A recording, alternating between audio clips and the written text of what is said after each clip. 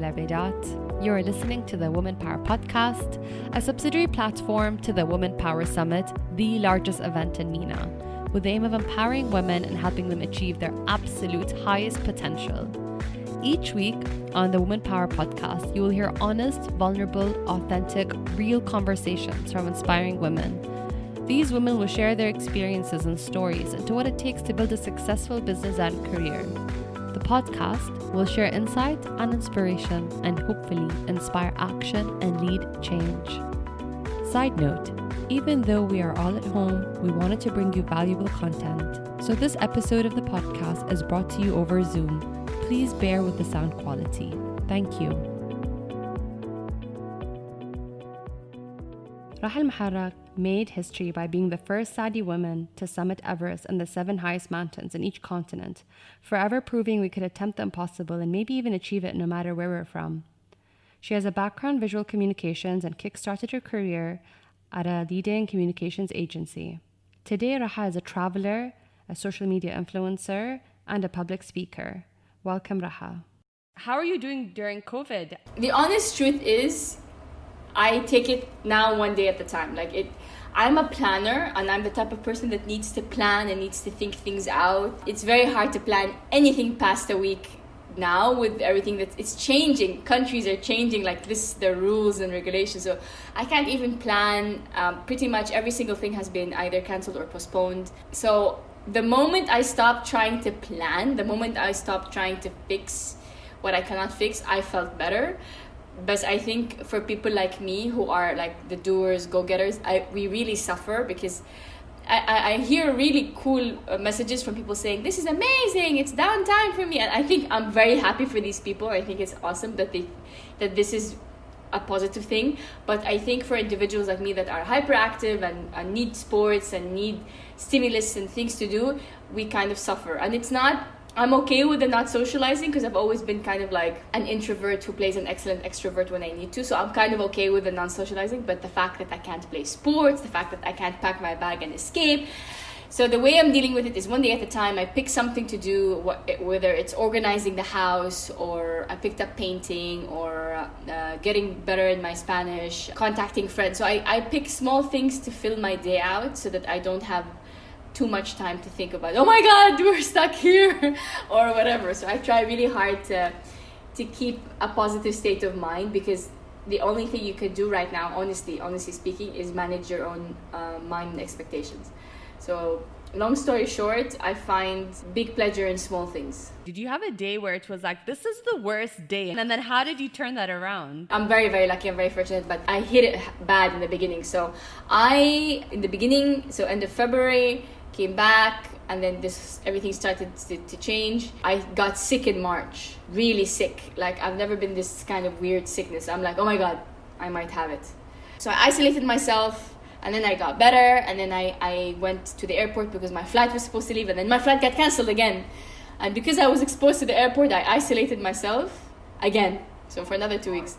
And then I felt better, and I felt really excited that things are getting better. It was during the 24-hour lockdown. They lifted the 24-hour lockdown. And then I got sick again.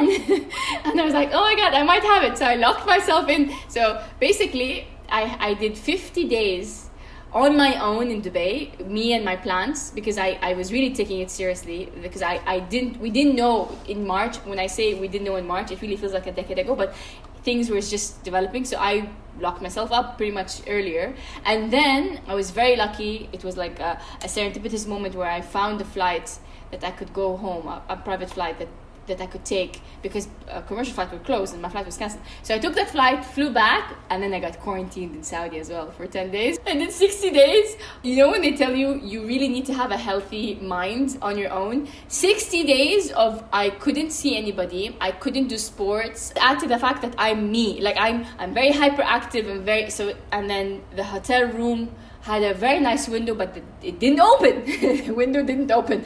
So we were stuck in the room. You couldn't leave. I admire them. I applaud the Saudi government. They did an amazing effort in capping all this. But I came out of 50 days of isolation and then 10 days. So 60 days, guys, I could have climbed Everest again in the duration it took me to get back home. But to me, what I try to explain to people is that the most difficult thing to me is I think my mind and my body went into withdrawals. Like I'm a very hyper person, so it was very hard to have a sleep cycle. I had a similar experience. I did Ironman. I'm an amateur triathlete and I had 2 miscarriages. And then for my 3rd pregnancy, I had to go on bed rest for 10 months. And I run my own company. I work 12, 14 hours a day sometimes. And I train 20 hours a week to go from so fast to just lying flat. I went through the Netflix and it was very challenging, but I learned so much. So it is crazy. Now I have a beautiful baby to show for it, which is awesome. My question to you is, so in your bio and on your website, it says you're a graphic designer and a visual communicator a lot. And I always wondered, is it so important for you and such a big part of your identity that it's included in these spaces?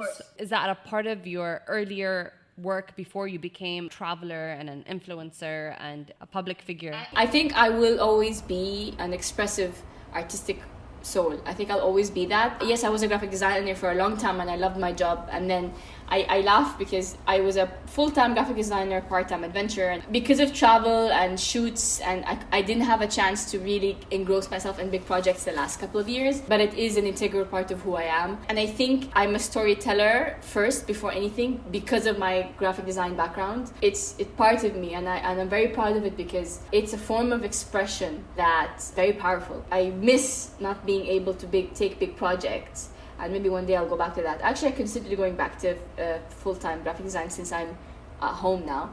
But I don't know how to do anything half-assed. So I'm the type, if I pick up something or a project, it's my baby.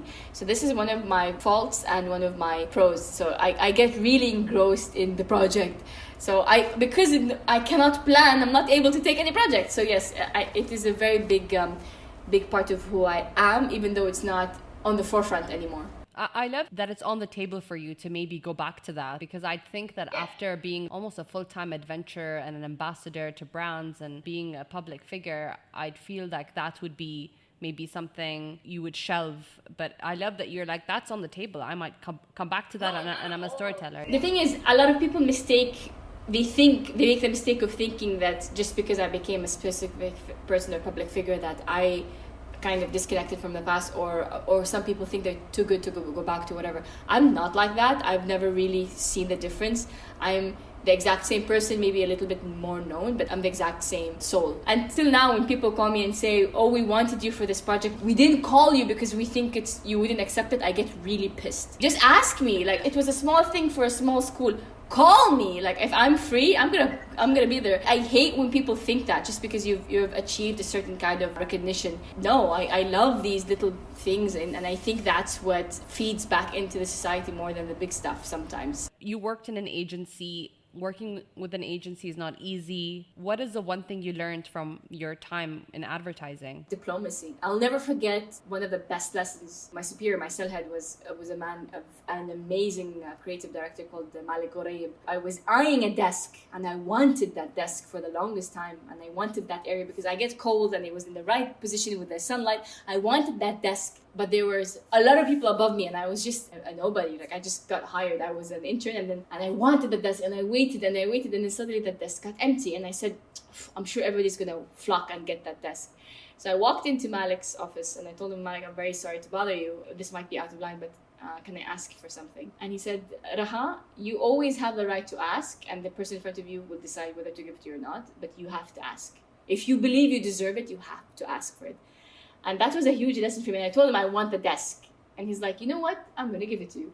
And a lot of people wanted the desk. He's like, you're the only one that came up and said, I want the desk. So that lesson was something that I carry in life. When you want something, when you think that you deserve it, ask for it with everything. Don't just say, oh, I want it, and then just wait for it to come to you. No, work to get to that point. What did you not foresee happening to you after you came back to Saudi? I laugh and I get slightly offended when someone says, oh, you did it for the fame. Or when I hear someone says that about me. I slightly get offended because, honey, if I did this for the fame, trust me, when the cameras were rolling, I would have been a little bit more prepared. Okay, so I'll tell you a funny story about this exact analogy. I came back. I had no idea, guys. I had no idea that the media would be this big. I didn't know. I didn't know that I can jump my career. I didn't know. So I came back. I got the newspaper clippings in Nepal to show my mom, and it was like a huge picture of me. Like, I was so excited to show it to my mom. My mom looked at me, and she started to tear up. And she was just looking at me like with this strange look in her eyes. She's tearing up and looking at the picture and tearing up. And I'm like, Mom, I'm here. I'm fine. Everything is fine. I'm right here. And she's like, I know you're here, but you look so bad in the picture. I mean, you could have put some mascara on. I'm proud of you, honey. Like, Habibti, didn't you have put something on? And I'm like, I was on the mountain for 2 months. I didn't shower properly. I had horrible skin. I always tell them, trust me, if I knew that CNN would have interviewed me or put pictures on, I would have put on mascara. Is it the worst part of this whole experience, the bombardment? How are you dealing with all this frenzy? I can't say it's the worst part of it because it helped my career, right? I can't be two-faced and say, oh my God, I hate it, but at the same time, use it. I can't say that. It would be hypocritical of me. I must admit that now, like 6 years or 7 years after the fact, and I've established myself as an individual and stuff, I still find it fascinating how people contact me on my social media. And when I politely say that I don't chat with strangers on social media, because I don't. Unless I know you, I won't chat with you on social media. I get cussed out and bombarded, and people say, you're a public figure, you shouldn't be arrogant, you should give us your time. I find that fascinating. Like, I don't understand how people think that just because you are somewhat public that then you are fair game. And I feel very bad for the big famous people. Like, how do you live your life with this kind of pressure of, and we need to talk about that, by the way, this whole image drama we're living now with social media. But it just fascinates me how people think that they have the right to invade your privacy. In the beginning, I was very uncomfortable, to be honest. I'm still in the core that shy, awkward girl who wants to feel comfortable and not be judged. But I have to admit that it's also a very positive part of my story, because without that, I wouldn't have been able to break the stereotype and cross the line from a rebel to someone that people can look up to. Sometimes it bothers me, yeah, but a lot of times it's a way for you to share your story. So where does this rebellious soul come from? I think we are all born with these tendencies, and then as we grow, the ones that you feed and hold on to are the ones that define you as an adult. So I was always adventurous. I was always outgoing, and my parents fed that. And I always tell them that I'm your monster. I always tell them, where do you think I got the idea of being like, adventurous and invincible? You gave me this idea, right?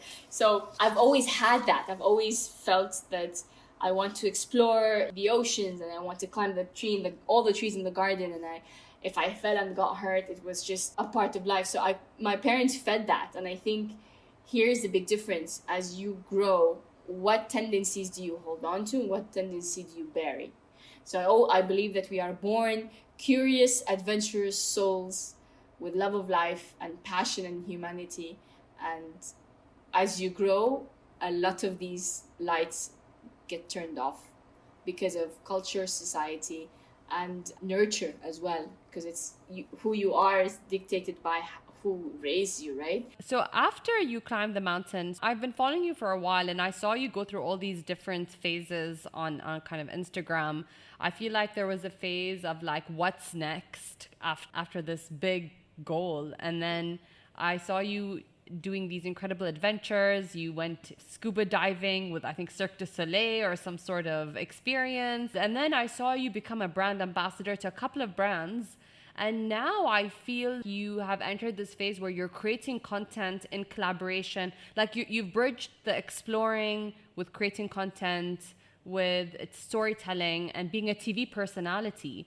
And it's such a nice meet of all these different elements that you enjoy. So have you found your space after this adventure? Have you found a niche for you? The short answer is yes, but the journey of getting there was very complex. And the thing that ties everything together is my passion to explore me as a storyteller. So I think all of them, and a lot of the times, I always knew what I wanted to do. I just didn't know how to get there. And a lot of the times when you see that I was collaborating with a big brand or with a big name, it was a PR move from me. Because if you are starting up and you don't have the budget to pay for PR, the best way to get PR is to associate yourself with big brands. So even those were in association helped my image.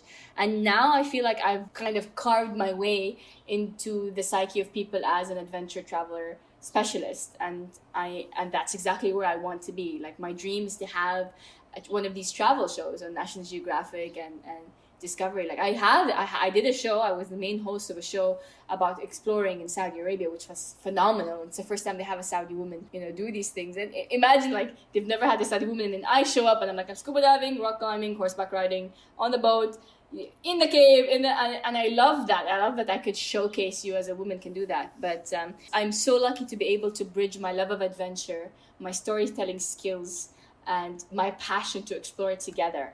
And it's a very difficult career to manage, because if you don't hustle, if you don't have good PR skills, then you don't get jobs. Like right now, for example, I'm kind of stuck, but I love it, and it's my passion to share. If you look at my Instagram, my name is Living Curiously, and that's exactly how I've lived my life, because I feel like curiosity is something that we let go of way too early in our life, and you end up with people that are jaded and don't have the sense of wanting to explore.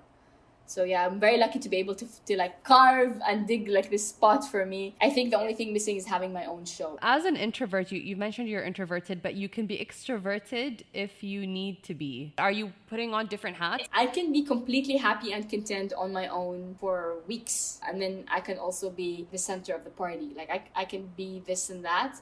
And I think I've developed these hats to switch because I needed these skills again to be able to sell myself as a brand.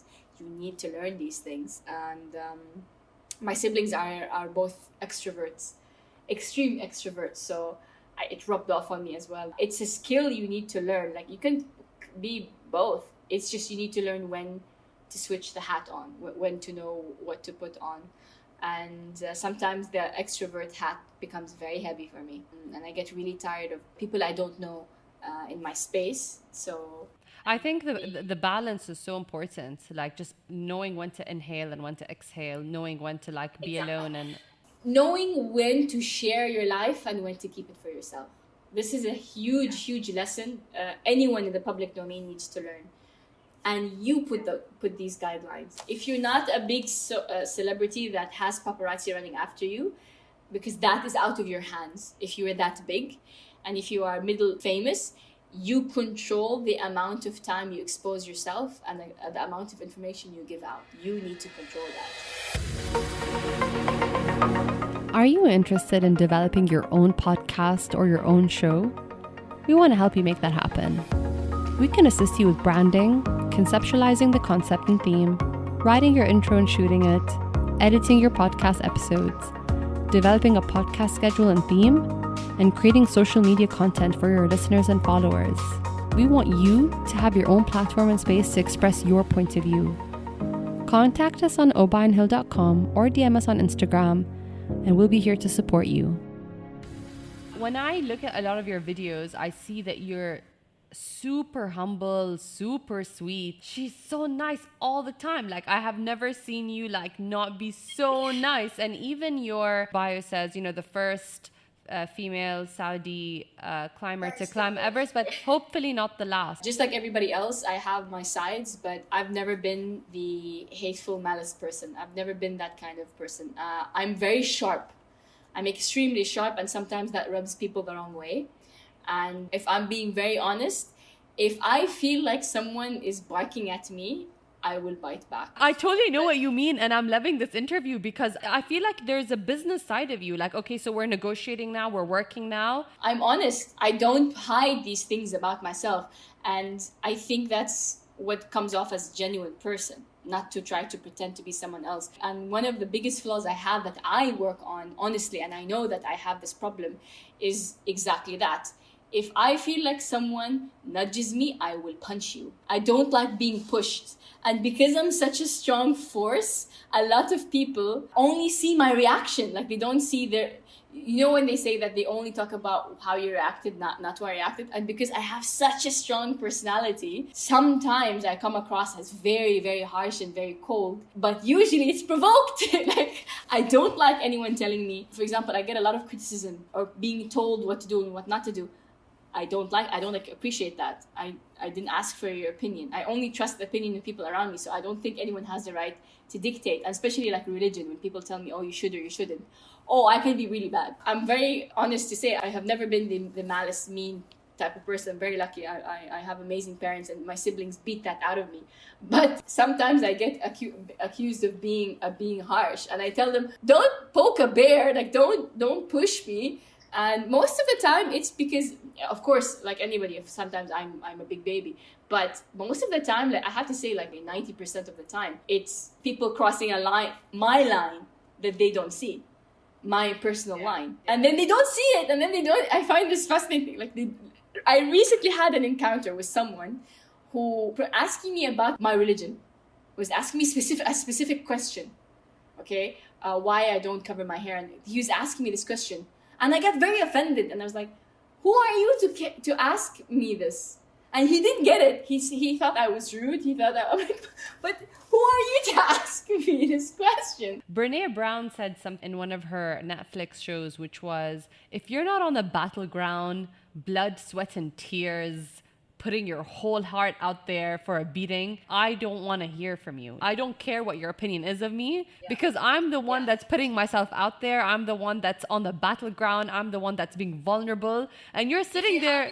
If you haven't bled like me, I don't want to hear it. And I catch myself sometimes fighting battles that I shouldn't be fighting. And this is a big flaw in myself. Like because I've fought to be who I am, sometimes I get very sensitive about being criticized for things, and I shouldn't. I should just be like, okay, that's your opinion. And I do that most of the time, but sometimes it gets me. And sometimes it's a dear friend, and like, I shouldn't be arguing this. I should just say my opinion. But you are a collection of the experiences you live in your life and the treatment you get from people around you. You are, whether you want, for the greater good, a blueprint of the things you've experienced and how people judge you. And being an Arab woman, I feel like I have a bit of a chip on my shoulder when I feel like someone is trying to impose a view on me. Oh, that's not going to be pretty. I feel you have such entrepreneurial spirit, and I think when you have that energy, don't tell me what to do. I make my own rules. I create my own fate, especially if you are also, like I said, not in a similar space. If you're sitting on the sidelines watching, like, by all means, if you're someone that I ask advice, or if you're someone that I trust, or you're my family member, by all means, you have the right to come and tell me or suggest, but you don't have the right to judge me. You can form your own opinion, but I think because of social media and people writing messages behind fake names, sitting on toilets, they think that they can judge people freely. And I think that in turn develops online bullies in a way that makes people very self-conscious. After you've climbed Everest and you finished climbing the 7 mountains, did you have any phase where you got really depressed or you had identity crisis? I was Raha before climbing, and now I'm Raha, the Everest girl. Did you feel I'd love to separate the two, or you said I was on a quest to be an individual? No, I never had identity issues. Never. I never felt the pressure to do something just to stay relevant. Never. I did go through a phase. So not after Everest, after my first failed Denali attempt, I went through a phase of an emotional low, because one of the passions of my life, which was climbing, was tainted, and I didn't want to climb again after Denali. I really hate talking about Denali, but I will give you a brief, because Denali is such a crappy experience, but you have to talk about the crappy experiences because they're part of who you are. Really, really bad experience. I don't want to go into details. Horrible circumstances. Before getting to Denali, my guide passed away. The guy that I was supposed to go to passed away a week before I was supposed to meet him and climb with him. Him, an assistant guide, and four other people. I still went anyway on the expedition. I was given to another team. The team was not well equipped. The guide was pretty terrible. And if I can say, because I don't want to judge him, he had racist tendencies. I don't want to say he was racist because I don't know the guy, but he didn't treat me right. We had bad weather. We had a weak team. I got stuck on the mountain, lost all my toenails. And my mom always says, tell them the toenails came back. The toenails came back, but I lost them on the mountain. Eyebrows, eyelashes. I got eczema all over my body from stress, and then I had to climb down. This is like a 20-day ordeal. And in those 20 hours, I beat myself senseless, emotionally senseless. Why are you here? Not why you're here. This is your fault. I knew why I was there. So that kind of broke, well, I can't say it broke me because I went back and I climbed that same mountain, but it really, really like, it took out the love I had for mountaineering for a while. And when that love got removed, I felt a lot of a slump. It took me a while to get back there, but I eventually found the courage and to get over it and go back. So once I went back and I slayed my dragon, you know when you say that you have a dragon you need to slay. So I faced my demons, I faced my big monster, and I climbed it. And yeah, it took a while to dip and then come back. But you have to work on it. Like, a lot of people think that being happy is given to you. A lot of think that to be happy is a given, is a gift that the world gives you. It isn't. It's a state of mind, and it's a choice you have to make. And when you have lows in your life, you need to work hard to get back up to the high.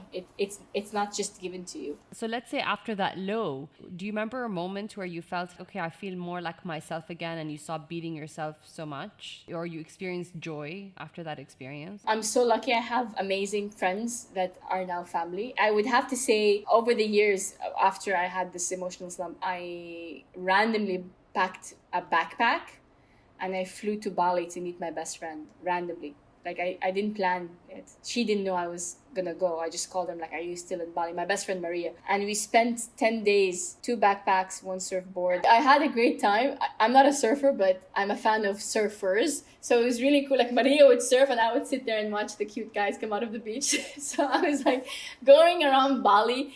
No plan. Her job was to find the beaches. My job was to find accommodation. You know what I mean? Like, we were a team on the bike with my bestie, and that was when I realized that I'm back to it. And she even told me, because Maria is like my sister. She's like, I'm so happy to see you shining again. I'm so happy to see your light come back to you again. And it's normal, guys. I'm a very happy person. It's normal to sometimes get it sucked out of you because this is life. You go through the notions and you crash sometimes, and it's only those who get up and fight their way back to who they are the ones that are victorious. When I do my Ironman races, this is in no way in comparison to like climbing. When I do the races, the whole time I'm racing, so like the 6-7 hours, I'm just like, why am I doing this? What's wrong with me? This is so painful. Everybody's sleeping.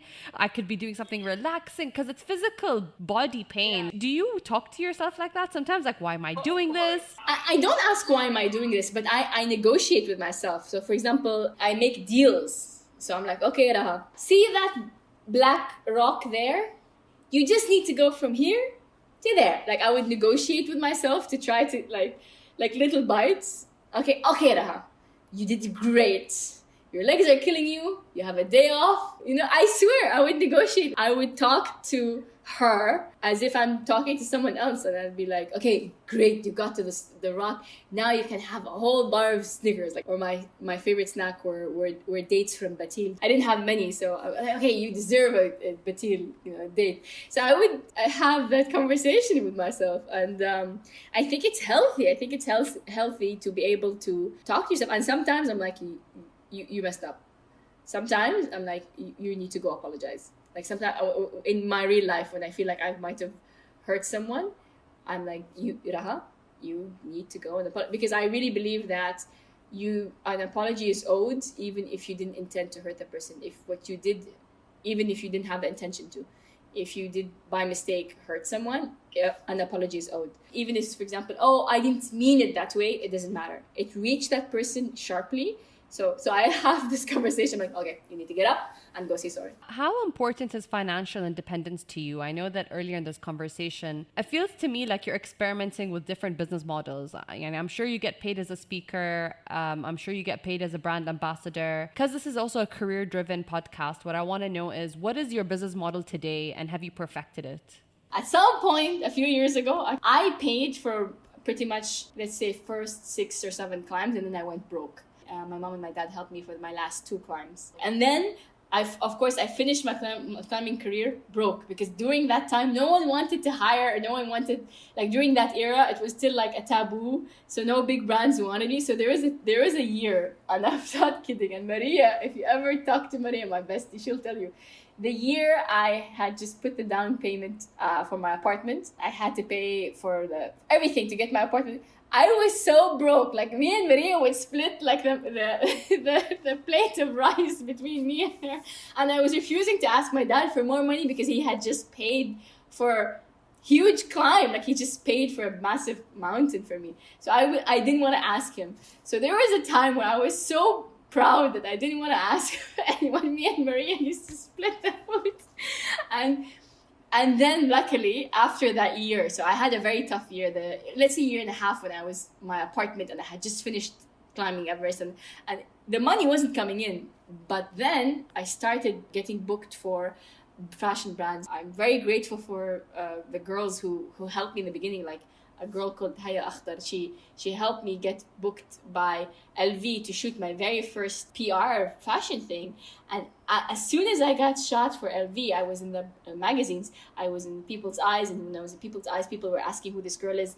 And then slowly I got booked for Lipton, as the face of Lipton. And then slowly, during that time, I wanted Tag Heuer, and Tag Heuer took a huge risk and worked with me. And then later it slowly grew, and then that's when the career started. But I have to tell you that at some point, it wasn't always smooth sailing. But I'm very lucky to say that I wasn't like in the street. No, I didn't want to ask my parents for extra money. I had put everything in my apartment. Do you know what I mean? Like, I wanted a new TV, and I wanted the couch. And then we were sitting there and that teaches you something. And my advice is to all these up and comers is, first of all, have a work ethic that differentiates you in the market. Always arrive on time. Always be polite. Always. You have no idea who will work with you in the future. Be genuine. Be the best unique version of who you are. Do not be a cheap copy of someone else. Like, don't start out trying to copy someone else. Be you. Be genuinely you. And I think that this work ethic has really helped me in this world, because I've worked really hard to have a reputation of someone who's on time and who's reliable, because there's a lot of girls that have done way better than me that have terrible reputations, that brands don't want to work with them again. And have a plan, like have a financial plan. Like, don't do what I did. Like, I went broke. Don't do that. Have a plan. Have an idea. And I think when people look at you, I don't think they need to also read that. You show it by acting that way. It shows that you're committed, that you show up. It shows that you don't do anything like halfway. Like, it will be either really good or not at all. So what's next for you? So you talked roughly that, you'd love to ideally have your own show kind of on a big network. Are you thinking about writing a book? So the book thing is already in the works. I've already wrote it, and we're trying to get it like published. But again, it's been the last couple of years for books has been very difficult. It's been a bit more political. People want drama, and my book is positive. So it's been a bit of a challenge getting the book published, but slowly getting there. My mini dream, like I said, is to have a show. My big dream is to go to space. And yes, every time I say this, my mom's like, facepalm every time I say this. I don't know how, but I want to find a way to get to space. I want to fly as well, so maybe that can be something the next step in doing that. But I believe in having big dreams. That's scary, because other than that, then you're wasting your time. And you should try. Like, I'm going to try very hard to get there. Let's see. With things that are changing now and all of the new developments, you never know. Elizabeth Gilbert wrote this amazing book called Big Magic, and she says fear can sit in the back seat with us, so it can come along for the ride, but it cannot drive. It can't touch the music. It can't touch the air conditioning. It just has to sit there and just be okay with sitting in the back. Such a nice way of looking at like your relationship with fear, which is it's always there. You have to have an acceptance to fear. You cannot be afraid of fear. You have to have a sense of, yeah, I'm afraid. So like, you have to have that. Otherwise, you'll be one of those people that's too afraid to move. What do you do to stay physically fit? Because I know that everything you do requires you to be agile, to have high energy. Like, it's energy management, right? So how do you maintain your energy levels? So that's one of the biggest things I'm struggling with now during quarantine. I'm an athlete. I'm not a gym person, so I'm a sports monkey. So the gym, I don't find satisfaction in the gym. I get really, really bored. I ordered a volleyball, it came, and then I smashed the hell out of it on the wall. And then I bought this thing that you attach the volleyball to, and then the volleyball gets attached to your waist, and then you can hit it as much as you can and the ball doesn't go anywhere. So that's one way of doing it. I do almost every day, because it's not the daily thing, maintenance. So exercises to keep everything in the right place. But Even before COVID, did you used to go for runs? Did you box? me and running aren't friends. Me and running aren't friends. I mean, I can play like a whole day of beach volleyball and I'll be completely fine, but I can't run for 10 minutes. Running is a habit that you develop, and I grew up in Jeddah, so women weren't allowed to like run in public. So it's not something that I can do cardio for training, treadmill, but I'm not a runner. So I used to play lots of sports, swim a lot, just being active, like sporty. How is your nutrition, your diet? Do you eat clean? Do you watch what you eat? Yes and no. I'm not one of those people that, cuts things out and then calculates that. No, I have rules. For example, if I want to snack, I rarely snack something that isn't from the ground or a tree. Like I rarely snack anything that isn't a veggie or a fruit. Sometimes I feel like a chocolate bar or whatever. We all get the cravings, when you have the lovely time of the month. But I'm not the type of person that munches. I don't believe in munching. I don't drink coffee. I don't smoke. I don't do shisha. I don't drink alcohol. My biggest sin is I like fizzy. So I kind of lie to myself and say that, well, you don't eat sweets, so it's okay, because you're not. I don't have a sweet tooth, so I don't really have dessert. I rarely have dessert, but I don't overdo it either. Like I don't. But I love French fries. I love pasta. But you kind of also have to balance it out. Has anyone mentored you? Is there like a mentor when you were going through this experience of learning to climb mountains, supported you, held your hand, became your friend, championed you? I'm so lucky to say that I've had amazing people help me. Like I always say that you see the person standing on top of you see that picture of the person on the mountain, but you don't see the people lifting that person up. Because I had a lot of people who really helped me. But in terms of climbing, I have to say that in the beginning of my climbing career, Marwa Faid, Allah yarhamha, was a huge impact for me. She was the wife of the first Egyptian to climb Everest, Omar Samra, who I adore. He's like a big brother. I love you, Omar, if you ever hear this. And Marwa, God bless your soul. She literally took my hand and went and took me gear shopping. Like she took me boot shopping, and she like I said, she's Egyptian, so she had the same struggles with her family to be a climber, and then she married Omar. She was taken too soon, and I will never ever forget and be grateful for the help her and Omar gave me over the years. So you always need that person to kind of light the way. And I remember asking her all the questions, and she was answering all my questions. And I think this is why I take this to heart when I tell people I'm on social media. If you ever need any questions, please answer. Please message me. I will answer you. I really take that as a responsibility, because I was in that position, right? I was stuck in a place where I had no idea what I was doing. And thanks for Marwa, God, Allah yarhamha, I found a way to live my dreams. So there are amazing people that have helped me out in my life.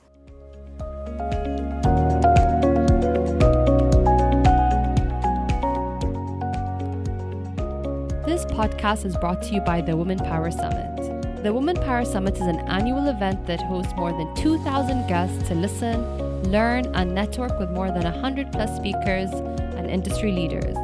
The summit creates space for growth, learning, discussion, and collaboration, with the means of creating a space where women can support each other, ask questions, be curious, and be inspired.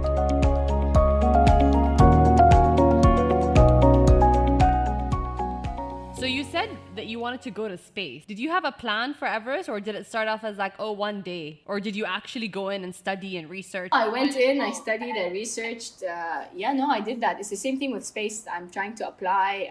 I'm one of those people that really puts on tries to get there. Like I don't believe that things come to you. I believe that you always have to go to it. So I always say that the door doesn't come to you. You walk to the door and you knock on it, and then if it was meant to be yours, it will open. So you have to go to these opportunities. So I'm trying really hard to get there one step at a time. When I first met my husband, I was like, ooh, I would love to go mountain climbing. This was like 8 years ago. And he said, oh, you think it's easy? I'm like, it looks so glamorous, you know, because all you see is like final shot of. And he's like, before you commit, would you like to watch a movie called Everest? I saw a whole other side. Showerless nights, just really tired, the air, the different levels. It looks painful. Was the whole experience painful for you? Of course it was. It was like, you're not sleeping, you're not comfortable. It is, but I love these kinds of deep, adventurous journeys you go with yourself. I love it. I crave it. I feel I haven't been stationary this long in years, and I feel like, oh my god, I need an adventure. Like, I feel like I have withdrawals. I refuse to think it's wasting time because I'm with my family. Like, I haven't had this time to spend with my family, so I try to take it as a positive that I finally have time off to chill with my dad and mom and organize the house for them. I think by now they're done with me organizing. For the first time, my dad was like, you know, they're going to open up the flights to the UAE, you can leave. So I think my dad is just like had it enough with me from organizing everything. So the first time he came up to me like a few days ago, because when I organize, the label maker comes out and I organize. So I organized the entire house. I want to ask you the question you don't want me to ask, but I want a completely different answer. Can you tell me a story, what you were wearing, or like, you know, what was it like walking up those steps? Were your feet heavy? I was in my summit suit. It's a suit that you wear when you're climbing high altitude. So I was in the iconic blue summit suit because I wanted a blue one. So I was wearing my down suit. At that point, it was like, it's a good few hours till we had already started the climb. You come up, you're climbing like this at night, and then when you come up on the ridge, it becomes day. And I realized you cannot see what this is. You're climbing at a very steep angle, and then when you come above that steep angle, you see the ridge. You see the summit ridge. You see where you're going. You can see where the summit is, but it's still hours away. And you clearly see, like, you're going to the top of the world. And I remember just saying, just take it one step at a time, slowly, because most of the time people get really anxious and excited and then try to go fast and then they get tired. And then, so I remember I was like, breathing, and everything is slow motion because you're at altitude. Everything hurts at that point. I remember my eyelashes were hurting me. I remember I had my goggles on. My eyelashes were hurting me. I was like in uncomfortable and in pain. And then when I saw the colors because the summit of Everest has some prayer flags wrapped around that piece of rock. So when you see that and you realize that that's, you're going to stand on top of the world, it's surreal. You doubt the reality. Is this really happening? Like, you doubt because you're sleep deprived, you're oxygen deprived.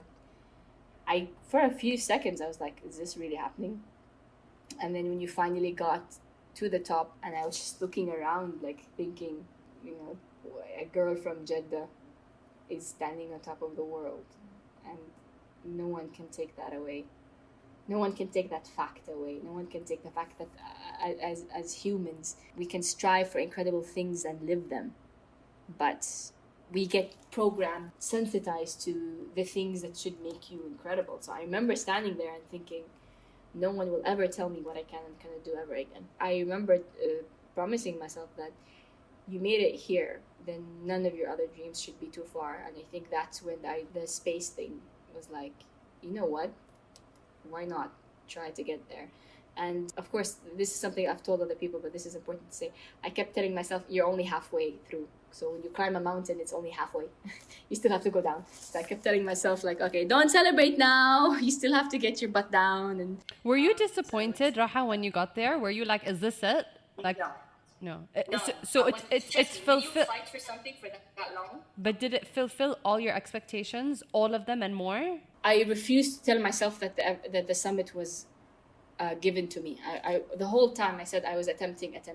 I was managing my expectations that I might not be able to do it, but I was really happy and hyper. Like when I was showing the video of my dad, my team arriving. We all look the same. We're all wearing the same kind of summit suit, and I was showing. This is one of my favorite moments of my life, by the way. I was showing the video to my dad, and I was about to tell him which one is I. One person in the line was doing this. And he's like, that is you! You were dancing! And he was pointing at it like, Hadi Binti! And I'm like, how did you know that was me? He's like, I know. And I was the only one that was like doing this, like putting my hands up, like jumping around. I was the only one in the line, like you can see, who was just like vivacious. And I was really hyper. I was in really good shape, very lucky. But yeah, I have to say that like standing there, it was just like so surreal, because it's the highest mountain in the world, and then you come from one of the most, extreme opposites of that terrain.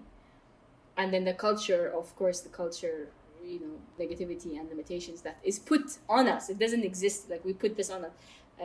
We should, as back as the time was the time of the Prophet, women were as active and in the battlefield and as active. And, you know what I mean? Like, we have this culture idea that girls should be more homey, but it's modern. It's not from old times. Old times, women did this, pretty much the same thing that men did. They fought, they died, they rode into battle, So it was one of those really surreal moments, and I literally couldn't believe it. I was just standing there, and then Garrett Madison, one of the best climbers in the world, who was my guide, saw me just standing there like an idiot, just looking around, and he saw me, and he took off his mask. He's like, "You're really standing up here. I told you would." Like, he knew that I was just like bewildered, and he was one of the first people that told me that I will climb Everest. And he's like, "I told you would. You're standing. You really are standing up there." And I was just like, and there's a picture of me and him, like the biggest smile on our face, with snot frozen on our chins, because it was so cold. We had snot frozen everywhere. I was standing on top of the world. No one can take that away. How did the first shower feel after that? Showers. So here's the thing. I came back, because when you come back down, you have an access of oxygen, right? Because you're deprived, you come back down. So the first 24 hours, I was hyper. I ate a lot. I did interviews, and I took, I think, 4 showers. I was like hyper. And then 48 hours later, boom, I crashed for like 20 hours. I just passed out for 20 hours, woke up to people smashing the door in, and I opened it, and it was a hotel security and the guy from the Saudi embassy, because my dad couldn't find me for 20 hours. And I was like, because I was so hyper. Yeah, you go through phases, and I was eating like crazy when I came back down. What was your relationship with death? Going up to doing something, any of these kind of experiences, and now space, the idea of not making it must be on the table. My relationship with death is different to the relationship of fear. You can't befriend it as much as fear, but you have to accept it. Once you accept that you can die driving down Sheikh Zayed Road any day, as much as you can die on a mountain, then you will do way more things that scares you. You never know. I'm not saying to be reckless. I'm not saying to be mutahawira. Life is full of calculated risks, and you never know what's going to happen. But would you rather leave this world, not have lived it, yet live longer, or live a full life? It's a very morbid thing to ask yourself, but where do you want to live your life? In the comfort zone, outside, or on the edge? And I think you need to decide where you want to be, and where you eventually leave this world. I don't think has anything to do with living on the edge, because there are people who die in their sleep. I once said something to my dad, and he hated it, but I'll tell you. I said, Dad, you can die driving down Sheikh Zayed Road, and you can die on the mountain. I'm like, I'd rather go with a view. And he was just like, marriage and children, is that something that you think about or want or plan for, like you plan for your other endeavors? Of course. I would love to get married and have kids. It just has to be in the right time with the right person. And do I intimidate guys? I'll tell you something that really rings true to me. They find me intimidating. They get intimidated by me, but I'm not intimidated. If people got intimidated by you, how is that your fault? Like, yes, you can intimidate people in a certain way, but if guys find you, he gets intimidated. Men get intimidated by strong women. Is it the strong woman's fault? How is that fair? When if it was flipped, it's considered to be a plus. If I was a man, it would have been like, oh, she's strong. But because I'm a woman, the word is intimidating. I do not think that's fair. One of the last shoots I did before the pandemic hit, I was Same shoot that this girl was whining about, by the way, same instance.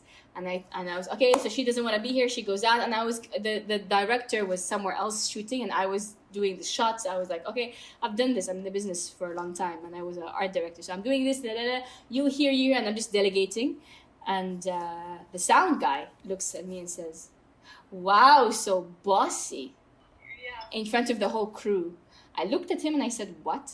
He said, so bossy.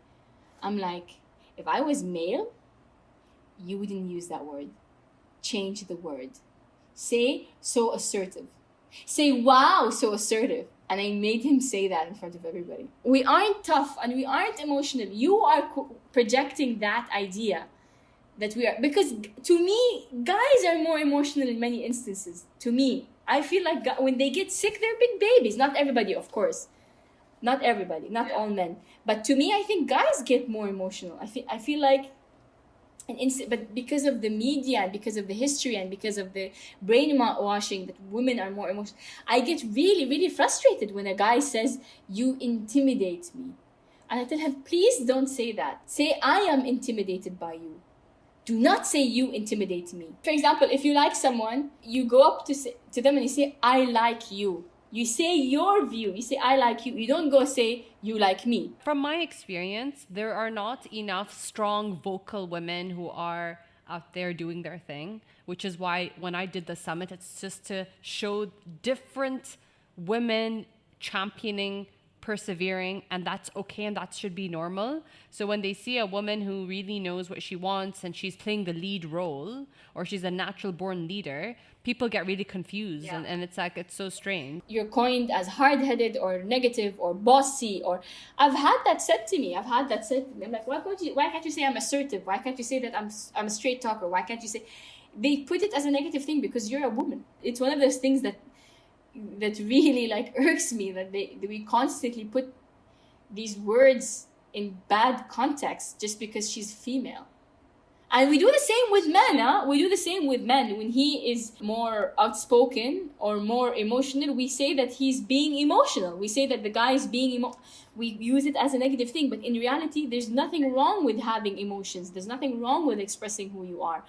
We have a standard of what male is and what female is, and I think that's absolute BS. Men and women are equal, yet they are not the same. We have different tendencies and we have different genetic makeups or whatever. Both have testosterone and estrogen, both of us. If biologically we have both estrogen and testosterone, for us not to overlap in demeanor, genetically we overlap. You're half X and half Y. You're a public speaker, and I'm sure you do a lot of events focused on women.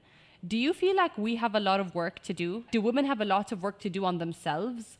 Or is the work done? Or actually we're fine and we're super powered and ready? And no, come on, we have lots of work to do, both males and female. Like the human race has lots of work to do. Corona is a huge social experiment.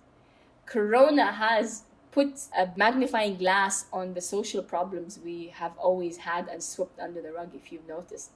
Domestic violence, problems in our healthcare, racism, all have exploded now during Corona. Because when you have this kind of stress, these things come out. So I would say to that, the human race has lots of work to do. We need to get in touch more with our humanity. We need to be more authentic and genuine and less me and more we. Thank you so much, Raha. This has been amazing. That's it for this week. Thank you for listening to an episode of the Woman Power Podcast. And thank you for downloading and streaming our podcast every week. If you love what you've heard, tag us on Instagram and follow the Woman Power Podcast and Woman Power Summit account for more information on our next episode. Please leave a rating review wherever you get your podcast. It really helps other women discover the show. That's it from me. See you next week.